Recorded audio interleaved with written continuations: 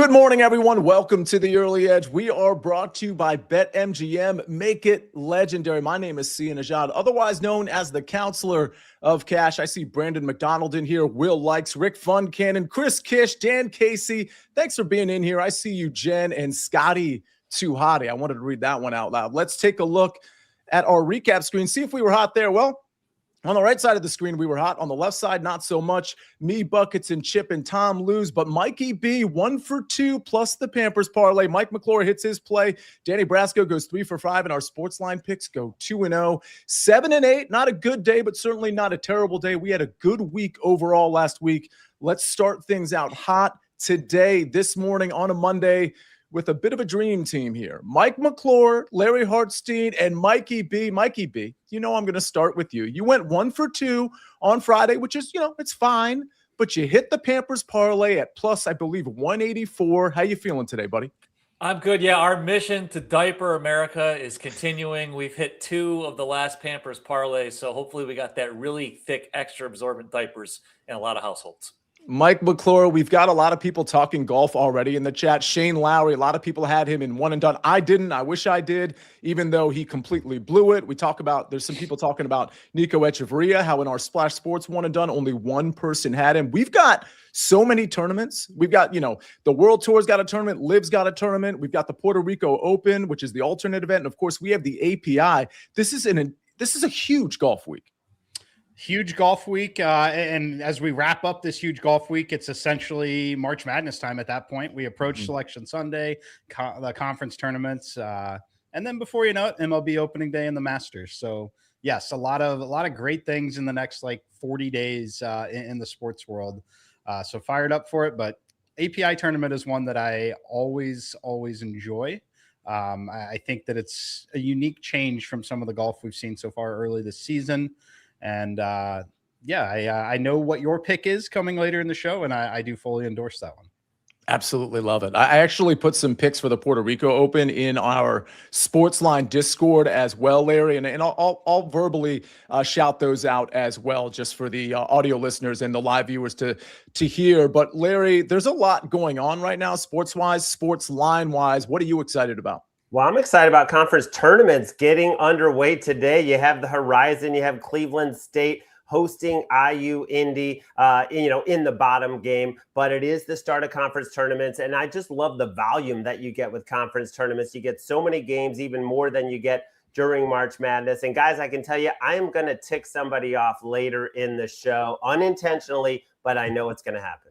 You don't want to say who you're going to tick off? Not at the moment. Oh, this is amazing. What a teaser. All right, let's get to some actual picks here. Mike McClure, start us off, because it is conference tournament season. It starts today, but we still have some big conferences who still have some big regular season games. One big game tonight is Iowa State at Arizona. You've got to play in that one. Yeah, huge game. When you talk about where these teams are rated, Arizona sitting as a 1 seed likely. When you look at this matchup here, Iowa State's coming off of a loss. Great bounce back opportunity for them individually. I went after the total though here. See, the total in this one sitting 147.5.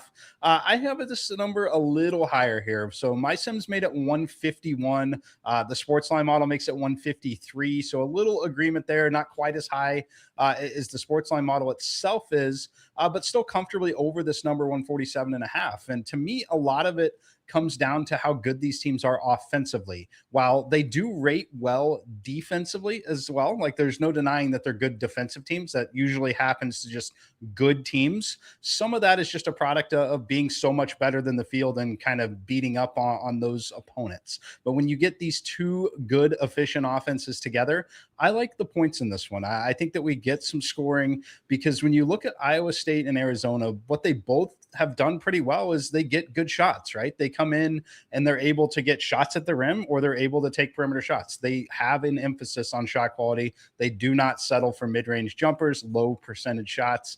I think that we get efficiency here, though. I think that Arizona also has the ability to dictate pace. They want to play a little faster than Iowa State, but Iowa State can certainly score and look to score in transition. So again, just a little bit too short of a number here. I get it. If you look at where they rate defensively, it makes sense to maybe think about a slower under game in this one. to me, I think offense wins out. These teams are incredibly efficient offensively. So I'm going to go over the 147.5. All right, Iowa State, Arizona over 147.5. There's so much going on in the chat right now. Mikey B, a lot of it is aimed toward you. But before we get there, and I want to get to your picks, and honestly, this chat, hit the like button, chat. We got if Mikey B is going to give out something extra, and honestly, let's pay it back from the last two Pampers parlays. Let's get to 100, 150 likes here. But I do want to point out that we did the recap screen was 7 and 8 again, not super great. But Danny hit his cricket play, the one he gave out live on the show, which if I recall correctly was like pretty good plus money. And the Buckets whisper play, if you haven't been paying attention to the very end of the show, Buckets has now whispered 2 plays at the end of the show before the show actually cuts out. Both of those have hit as well, as Jason Pogwist is pointing out. But Mikey B, Martin Timoney says, hey, how about a Pampers parlay for an unmarried guy with just, wanting some beer? And then we've got a Disney parlay. Brian M says, heading to Disney on Saturday to celebrate my daughter's 5th birthday. I need a pay the mouse parlay. Man, the parlay crew here. I wonder if these are all EC burner accounts. I'm also starting to get a little concerned. EC might be peppering the chat with parlays. Now, I will say, see, today's NBA slate stinks. There's 4 games, but one of my 2 picks is a parlay. So stay tuned, everybody. It is a parlay. Right. Well, I'll tell you what. Why don't we tune in right now for that? Because set us up with the parlay second. You've got to play in the NBA on Nikola Jokic, and it's an under. Yeah, I feel gross. I feel like I'm going to need to take a shower after giving this one out because Jokic is the man, but I have to take this under 54.5 points, rebounds, and assists for him. Now, he had 57 combined points, rebounds, and assists in a loss to the Timberwolves on Sunday. The key here is not only is this the second game of a back-to-back set, but it's the 3rd game in 4 nights for the Nuggets. They traveled from Oklahoma City to Denver, and now they're going to Utah to face the Jazz. So I don't think they should need Jokic to play heavy minutes. The Jazz are getting blown out on a regular basis. The last time he faced them, he had 40 combined points, rebounds, and assists. He only played 29 minutes, and the Nuggets won by 23 points. So I think this is a opportunity for them to give him a semi kind of rest night, and I think he goes under 54.5 points, rebounds, and assists. And now on to the parlay. So for everybody who's going to Disney and you need a couple of brewskis, here's a parlay. Now, it's not Pampers parlay odds, but here's the odds. Kevin Durant to score at least 20 points and Reed Shepherd over 2.5 3-pointers at plus 108. So we are plus money there. There's not a lot that I like tonight, but I really wanted to get in on this Reed Shepherd over 2.5 3-pointers.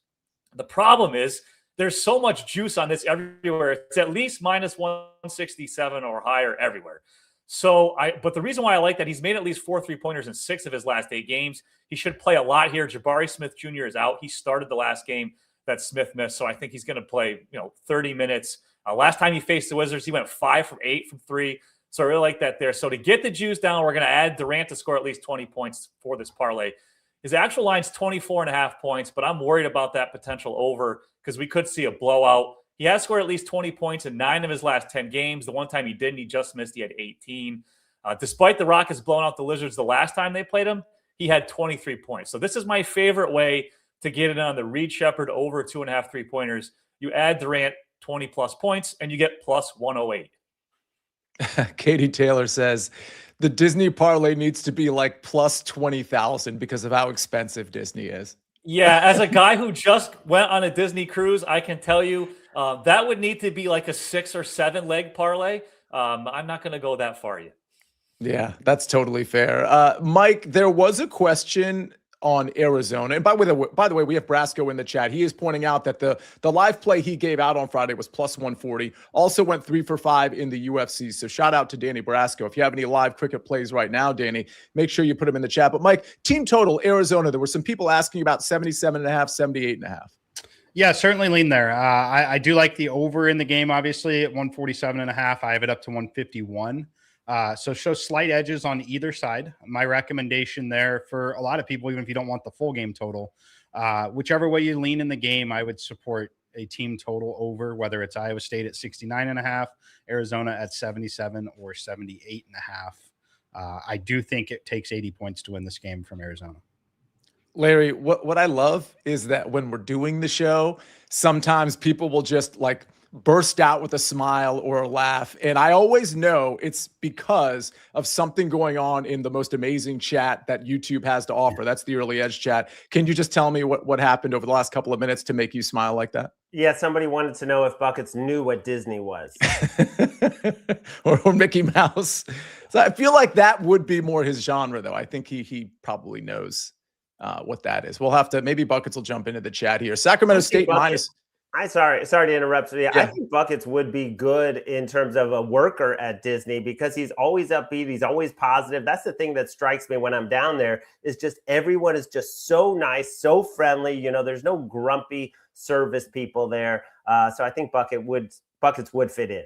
Well, Larry, that's just the costume. They're always smiley. So that's, I think you're confused. They might be frowning. He could be the bear. He could be the bear because Buckets. Like Mikey B, did you meet any service people who were not just like thrilled to help you? No, everybody was great. It's a different level of service compared to whenever you go someplace else. You know what else is a different level of service? BetMGM. How about that transition? This March, BetMGM is sending fans to Vegas. Opt in and place bets of $10 or more and earn leaderboard points based on your winning bets. 25 winners total will score a VIP trip to the Court of Legends with the Cavender twins, plus a 3-night stay at MGM Grand and resort credit. Only at BetMGM. Got to check that out. Got to get involved for sure. We're going to get involved with the SportsLine pick. We've got Prop Bet Guy who was on a bit of a heater, which really should be no surprise across all sports he handles. Prop Bet Guy, very talented. He likes AJ Green over 8.5 points at minus 125. Again, AJ Green over 8.5 points, minus 125. That's over on SportsLine. Ladies and gentlemen, we got to get to my golf play. Maybe some opinions from Mike McClure with respect to golf. I'll give out some Puerto Rico Open outrights as well. And then, Larry, you got to give out your picks. We're going to cover all of that right after this message from our partners. This is why we do this every March. Major slam!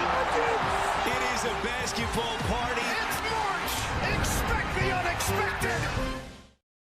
All right, we're back on the Early Edge, brought to you by BetMGM. Mikey B, real quick, this one's interesting. Kyle Kuzma under 4.5 rebounds at even money from Jay Long. Any thoughts there? Yeah, I don't mind that considering the odds. Playing the Celtics there, generally a much better rebounding team now that they have Vukovic in the middle there. It is the second night of a back-to-back for the Celtics. So, again, you got to see how many guys are going to play. Also, the second game of a back-to-back set for the Bucks. But that shouldn't be a problem for Kuzma. I do like that at those odds. I want to point out that Big Cheesy likes Sacramento State minus 1.5. He's super sharp. I don't know, Mike or Larry, I don't know if you have any thoughts on that particular game, but Mikey B, right back to you on Ramo's play. Thoughts on Reed Shepherd over 15.5 points as opposed to the 2.5 threes? So I looked at that long and hard. He shoots a lot of threes. So if you think he's going to go over his points, I would rather take over 3.5 threes at plus odds. Like I said, he's hit at least 4 in 6 of his last 8 games. The Wizards are a terrible defensive team. I would rather play that angle than the over 15.5 points. I want to acknowledge Jeff Vande. He says, asking for good thoughts for my 24-year-old daughter, Chloe. She is recovering from a brain injury after 4 weeks in the hospital. Hopefully that means, based on how I'm reading this, Jeff, hopefully that means she's home and she's a lot better. I really hope that's the case, but let's get some good positive vibes for Chloe, Jeff Vandehe's 24-year-old daughter. Thanks for acknowledging that. And again, positive vibes sending her way from this entire squad. Let's move along. Like, I'm going to give out a golf play early for the API. Obviously, this doesn't start till Thursday. Everybody knows that. And I don't know that this number is going to move a ton, but I do think Colin Morikawa is going to get some steam in the betting market. He's going to get some support in the betting market, along with a lot of guys that fit the Colin Morikawa mold. Tommy Fleetwood, to name one. I know Matt Fitzpatrick is already pretty popular, which makes a ton of sense. Me and Mike love Matt Fitzpatrick in all of 2026. With that said, I'm going to go with the top 20 market. I'm going to go with the plus number, plus 110, including ties, on Colin Morikawa to finish inside the top 20. We're going to talk about the API a ton with EC, Patrick McDonald, Jason Sobel, and Mike McClure on the early edge. Of course, the early wedge is tomorrow at 7 o'clock. But Colin Morikawa is just such a good course fit. He's coming in with good form. We know he gave things up at the API. He probably should have finished first place. Russell Henley ended up edging him out late thanks to a late chip. But Colin Morikawa played really well here last year. He's coming in excellent form. The putter seems to have come around a little bit. But what I love about Colin Morikawa is the ball striking. He is great in keeping it in the fairway, which you're going to need to do for the most part at the API. His length, he's a little bit longer than people think, in my opinion, adding a little bit of length lately. And then his long iron play, which is also going to be important at the API. He's great there too. So he really does check all the boxes, and he's been checking that winner box lately as well. So Colin Morikawa, top 20, including ties. Don't forget, this is a signature field. It's a limited field. I believe we're looking at 72 players. Top 50 in ties make it. So after he presumably makes the cut, he's going to need to finish pretty much inside that top half to cash this bet, plus 110. Mike, any thoughts on Colin Morikawa at API? Yeah, absolutely love Morikawa. Just like you mentioned, Fitzpatrick as well. But you've got to be great on approach. That's what Colin is. Looking at 200-yard plus approach shots, long irons. That's where he's separated himself really from the field. The only knock on Colin Morikawa really has been he's been a disaster with the putter, and it's been awful for a pretty significant period of time. He made some changes recently. They seem to have worked. I was betting on him, a couple weeks ago, just because it could not possibly have gotten any worse. Any change was a good change, in my opinion, at that point. And I think that the putting is going to return to essentially where he's not losing more than a quarter of a stroke to the field. And if he somehow gets to the point where he's gaining half a stroke to the field with the putter, he's essentially the second best player, third best player in the world right now, if that happens. So yes, very much in on Colin Morikawa. I actually, I have a golf ratings and everything here. I make Colin Morikawa currently right now the fifth best player in the world. Wow. And Fitzpatrick is 6. So yeah, it's he's right up there. I've got him rated very highly. Certainly agree with this play. All right. Eric David says, Sia and M squared. Any love for Corey Connors to rely on good course history and turn it around? I think Corey Connors' day has come and gone, Mike. I don't think he's ever going to contend in a field like this. I mean, anything can happen, but he is so far down my list. I don't care about his course history. I don't care what Corey Connors being a great ball striker, a year ago, 2 years ago. He's just off my radar. How about you? Yeah. Unfortunately, is he a good ball striker? Yeah, he's solid. I think that the name value is at this particular juncture is a little there, but putter's not good. I'm personally out on Connors right now. All right. Larry Hartstein, before I give out my Puerto Rico Open outrights, I want to get you involved here because you've got an NBA prop and then you've got a college basketball play today as well. Yeah, I mentioned at the top of the show that I'm going to tick off someone. There was a guy in the chat. We were all sitting here. It was a week or two ago, and I laid 16.5 points with Grambling against Mississippi Valley State. And there was a guy who said you'd have to be an absolute moron to lay that kind of points in college basketball. And you know what? He looked very smart at halftime. It was a 2-point game. But the better team won out, and they won by 20 plus. There it is again. And there were a lot of replies, which I enjoyed as well. And he's going to be really angry today because I'm laying 19.5 with Howard over Coppin State. Now, this is a team, Howard, that has the second most positive momentum in the entire country, according to Haslametrics.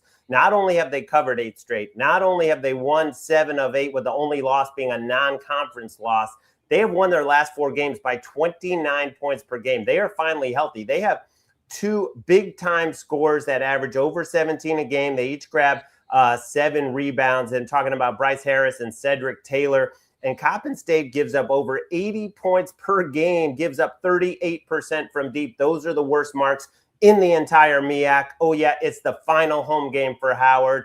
They're going to put it on him tonight. I laid a big number, like a, quote, absolute moron would do. And then in the NBA, I'm going with Brook Lopez over 9.5 points. He's 37 years old, but he's still playing monster minutes, actually. Since Zubas was traded, he is playing major minutes, 31-plus minutes in his last 9 games. He's cleared this 5 times. Playing the Warriors is a good matchup for a big man because of how undersized they are. Darius Garland comes back tonight. Maybe that creates some space, maybe some lobs, a little extra for Brook Lopez to finish from Darius Garland. Let's get him to 10 points tonight at even money. All right. We got Brook Lopez over 9.5 points at even money and Howard minus 19.5. Yeah. You know what's great, Larry, is those comments, there were 11 replies. Most of them were supporting you, like supporting the idea that like, why would you say some blanket statement like you should never take somebody who's that high double digits to lay the points there? Like obviously those odds are there for a reason, but it was nice, Larry, to see, because there's not a lot of positivity in YouTube comments in general. It was nice to see some of the early edge people kind of running to YouTube and saying, hey, well, this is silly. What are you talking about? Yeah, but it was just all entertainment. I love to see the back and forth. I mean, like if Duke was playing Coppin State, I'd probably lay 42.5 and feel good about it. Yeah, that's totally fair. All right, let me get to, let's see, which is the right side tonight? Okay, Arizona -8 or Iowa State +8. It's pretty close here, but the poll says 56% Arizona -8. Mike, I know you have a bet on the over. You got a bet on the team total, or not a bet, but you have a suggestion on a lean on the team total for Arizona over. What do you think of this line? I am very close to it. I do have Arizona 8.5. I would not be comfortable leaning into it, though. I much prefer the total. I would say in this spot, if you like Arizona -8, I would strongly recommend the 77.5 team total right now. And if you like Iowa State plus the 8, I do like their 69.5. So I'm going to sit this one out. It would, 8.5 is essentially where I make it, but no real confidence or urge to go bet that. AK Hunter 907 says, where did you get the Morikawa at +110, Sia? The +110 including ties on the top 20s over at FanDuel, just so you're aware. I don't think MGM has those odds out yet. I'm not 100% sure, and you're right. I think DK, their price is a little lesser than FanDuel. So that's where you want to grab that, but you can wait and see where BetMGM has that priced as well. I don't think that line's moving dramatically necessarily anytime soon, but yeah, FD is where you get that. My Puerto Rico Open outrights, I actually tweeted this out. I made sure I put it in the SportsLine Discord as well. Marty Dow, Michael Brennan, Matty Schmid, Adrian Dumont, Deschessart, otherwise known as ADDC, and Hank Lebioda. Those are all in the 30s, like the 38 to 55 to 1 range. Lebioda's 100 to 1. I also considered the without market because I do like Rasmus Højgaard, I like Rasmus Nørgaard Peterson, and I like Haotong Lee to potentially win this tournament. So I don't mind the without market. Those are going to take those odds down, 6, 7, 8 points, depending on who we're talking about here. Mikey B, was there anything else in the chat NBA related that you needed to respond to? No, not really. There's just not a lot. There's only 4 games tonight, so there's not really a whole lot to be excited about. I will say, with regards to Larry's Brook Lopez pick, John Collins hurt his arm last night in the Clippers game. So he looked to be in a lot of pain. So it would be surprising if he plays today. So that's just another person to give more minutes to Brook Lopez. All right, Jeff Vanderhey also mentioning Bruce Marshall has been killing it with overs on huge spreads. So that's interesting as well. Obviously, his picks you can find over at SportsLine. Go to sportsline.com/join to join there. Mike McClure, was there anything else you saw in the chat? I know a lot of times you're responding with your keyboard. And is there anything for the audio listeners that maybe they may have missed? No, yeah, a lot of it was just some additional college basketball. There was some questions. One game, Big Cheesy had mentioned Sacramento State. I mentioned I played the under 160.5 in that one. And then I saw a question, Norfolk State, Morgan State. I also played under there. That number is 156.5. I have it down to 152.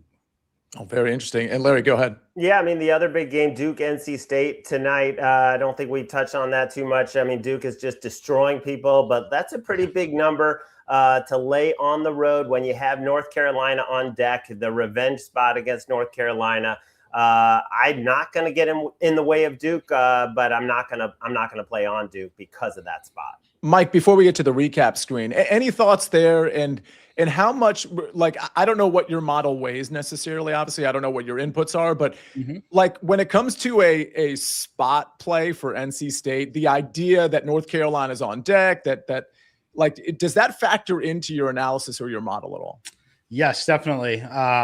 And I will say I don't like it, but I run and I play a lot of bets, right? So on like a Saturday, I'll have 85 to 100 bets in college basketball. flat betting, across the board, every little model edge. One of those that got bet today was NC State. And I, like Larry, don't feel great about it. I know that Larry sounds like he wants to lean in the direction of NC State plus the 9.5. I did play NC State plus 9.5 here. So I do like it. As far as, how much of a bump does a desperate team at home get? For me personally tonight on NC State, it's almost a full point that they're getting additional because of the quote unquote spot.